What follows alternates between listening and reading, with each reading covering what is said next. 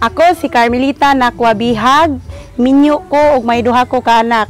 Nagpuyo ko diri sa Barangay Tawason, Mandawi City. Ang akong mga negosyo kay Sari-Sari Store, Prosin Product, Carinderia, o nasa ko'y barbecue mahapon. Then sa akong pagbahinda, nakapuhunan kong pamuhi sa mga baboy o nasa ko'y bagong gisugdan nga mga buhi nako nga bibi. Ang ako yung gikuanan nakatunan ako sa ICC kay direkta na kita murag clouds na bitaw kuno ta karon, baka communicate na ta to other people. So bisag asa man kan sulok sa mundo, pwede na ta maka-internet anytime.